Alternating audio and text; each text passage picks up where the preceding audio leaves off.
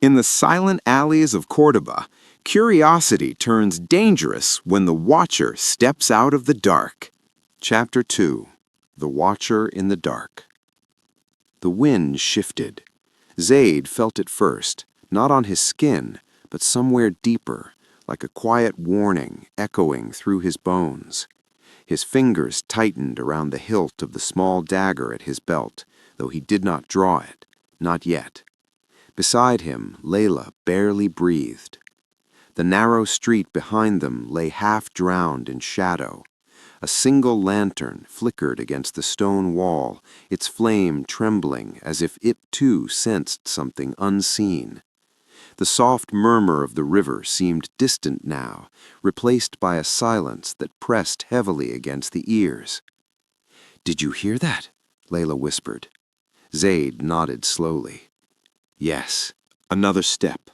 Deliberate, measured. Not the careless movement of a passerby, nor the hurried pace of a thief.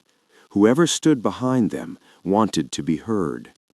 Zayd turned. At first there was nothing, only darkness stretched between the walls like a veil. Then, slowly, a figure detached itself from the shadows. Tall, cloaked, still. The stranger did not rush forward, did not speak. He simply watched. Zayd felt a strange chill. It wasn't fear, not entirely. It was something colder, like being studied. "Stay behind me," he murmured to Layla.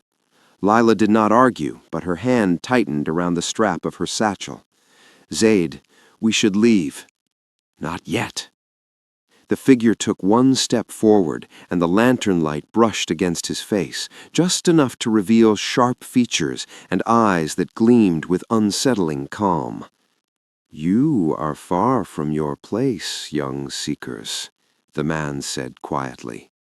His voice was smooth, controlled, yet it carried a weight that made the air feel heavier. Zayd lifted his chin. "And you are far from yours." For a brief moment silence hung between them. Then something flickered in the stranger's expression, amusement perhaps. "Bold," he said, "or foolish." "Curious," Layla spoke suddenly, stepping slightly beside Zayd despite his warning. "There is a difference." The man's gaze shifted to her, and for the first time Zayd sensed a subtle change, interest. "Curiosity," the stranger said, "has led many to greatness, and many more to ruin." Zayd took a step forward. "Who are you?" The stranger ignored the question. "Tell me," he continued instead, "what do you expect to find behind that door?" Zayd hesitated. That was enough. "The manuscript," the man said softly. "You seek it." Layla's breath caught. Zayd's grip on the dagger tightened. "How do you know about it?" The stranger smiled faintly, though there was no warmth in it. "Because," he said, "I have been watching this place long before you learned to read your first verse." The words struck deeper than Zayd expected. This was no ordinary passerby, no curious observer. This man belonged to the secret. A test of minds. The wind picked up again, stirring dust along the ground. Somewhere in the distance, a door shut. The city was waking, but here, in this narrow stretch between night and dawn, time seemed frozen. "If you know about the manuscript," Zayd said carefully, "then you know it belongs to knowledge, not to silence." The stranger's eyes narrowed slightly. "Knowledge," he repeated, "a word often spoken, rarely understood." Layla stepped forward again, her voice steady despite the tension. "Then help us understand." Zayd glanced at her, surprised, but said nothing. The man studied her for a long moment. "Very well," he said at last. "Answer me this. If a piece of knowledge has the power to change rulers, to shift the balance of power, to ignite conflict, Should it be revealed? Zayd did not answer immediately. He thought of the lessons he had learned, of scholars debating late into the night, of the belief that knowledge was a trust, an amana. "It depends," he said slowly, "on who holds it and why." The stranger tilted his head slightly. A cautious answer. Layla added quietly, "And on whether hiding it causes more harm than revealing it." For the first time, the man's expression changed, not into approval, but something close to recognition. "You think like scholars, but you act like adventurers."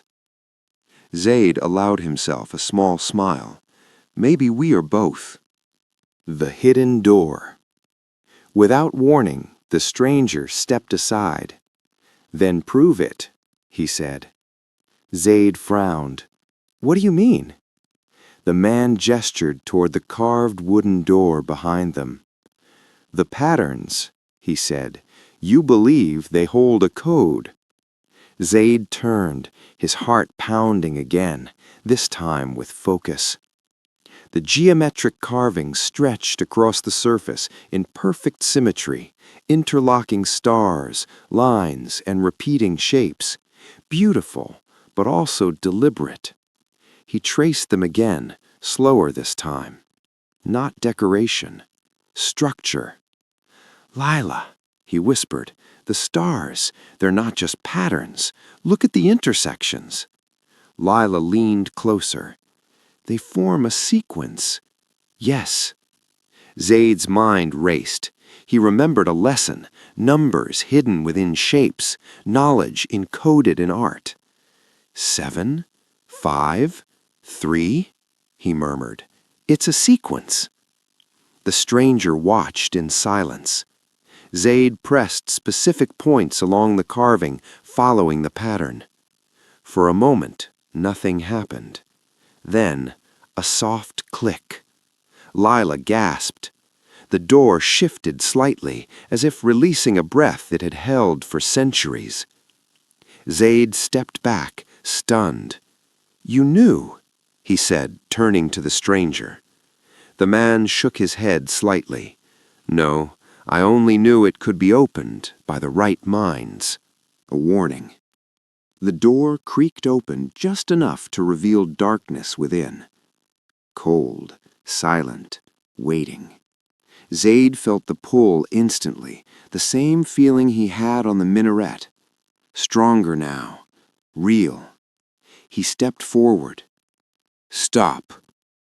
The stranger's voice cut sharply through the air. Zayd froze.